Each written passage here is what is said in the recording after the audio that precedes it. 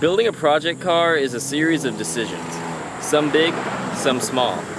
Recently, I've made a rather important decision for my little Datsun 280zx. I am going to quadruple the horsepower. If you follow us here at the Left Pedal, you're familiar with Scarlett. She's my 1980 Datsun 280zx. She's equipped with a naturally aspirated L28 inline 6 and an automatic transmission. If you know me in person, you know that I am by no means a purist. I also have a very hard time making up my mind. 2 years ago, all I wanted was to put an RB in the Datsun. If you read the Speed Hunters article about my car, you'll see that then I was dead set on putting a VQ35 from the 350Z in it. And if you've talked to me in the last year, you know I've wanted the V8 power of an LS. Well, ladies and gentlemen, I have come to a decision, and through this episode, I'm going to walk you through exactly what we'll be doing to this little Datsun.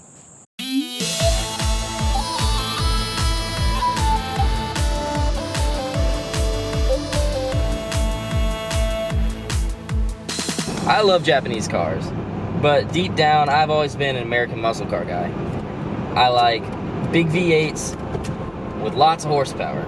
Now, I've talked about for a very long time putting an LS into the Datsun, but we're not going to do that. You may notice that I am not driving a Datsun 280zx. I'm driving my truck because I'm about to show you the key. I have come to my parents' house so that I can show you guys the key to this entire project, or at least getting it off the ground. Say hello to the new Datsun 280zx.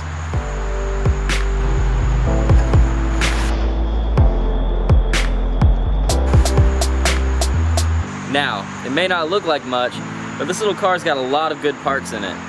Most namely, a manual transmission. It's also got a windshield that I'm going to be putting onto my Datsun. The passenger side quarter on mine is pretty rusted out and it's got some old Bondo work on it. So I'm going to cut the one off this one and weld it back into place on mine.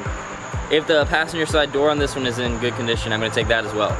There's a bunch of stuff I'm going to be using off this car. But most importantly, we're getting a manual transmission and the drive shaft and the pedals and the diff. So we're going to be pulling the transmission out in the next episode, but for now I'm just going to grab the interior parts I need and we're going to head back home. On top of all the parts that I get from this car, I get to sell the remaining parts. So hopefully it'll pay for itself, and then that money that I get is going to go straight into the Datsun.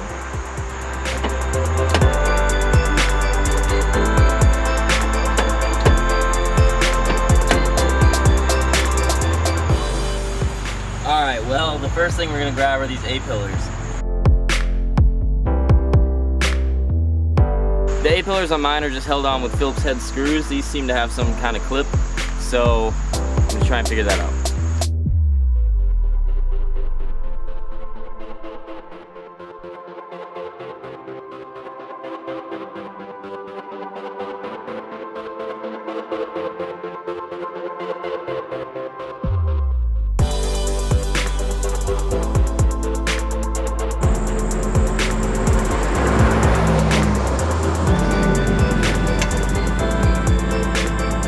So the interior parts are going to be dyed back and we'll install them into the Datsun later.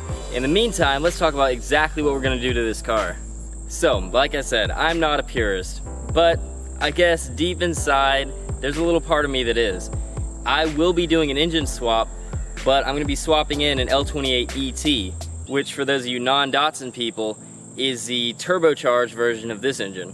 Now I'm going for 400 horses to the wheels. The L28 has a side flow head, and it only has 2 valves per cylinder, but it has an incredibly strong block. I don't think we'll have any problems hitting 400. We're not going for any crazy numbers. I just want a fast, reliable street Datsun. So obviously this engine is going to be turbocharged. I have not decided on the exact turbo quite yet. I'm not going to make that decision yet, but I will keep you all updated.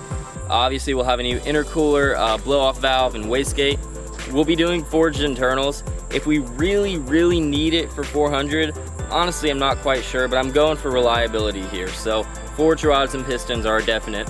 We're going to shave the intake manifold, mostly for looks because it's hideous under there with all the 80s emissions, hoses, and wires. And we'll be getting a Paulnet fuel rail to make it look nice and clean, and bigger injectors as well because these aren't going to cut it. So I'm gonna be getting a full custom exhaust. Everything's gonna be taken out, downpipe all the way back. I still wanna keep the blast pipe look I've got. I really like that, so we're gonna have that made. We'll figure that out in time when it comes to it. We're gonna get a Mega Squirt engine management system. I'm not even gonna try to fool with the factory stuff. I don't even wanna deal with it. We're gonna start on a clean slate with something tunable, something we can work with in the future as we up the boost. We're gonna stick with the stock cam and exhaust manifold, mostly because I don't wanna spend the money on that, and I don't think we need it, and I'd rather save the money, put it into more important stuff for this build. Now, the previous owner welded the diff, and I hate that, so we'll be taking the diff from the parts car, we'll be getting the transmission and drive shaft from the parts car, everything needed for that swap. I'm gonna be replacing the passenger side door. I'm going to be replacing the rear quarter. This windshield's got a crack in it, that one doesn't, so we're gonna put that in this one.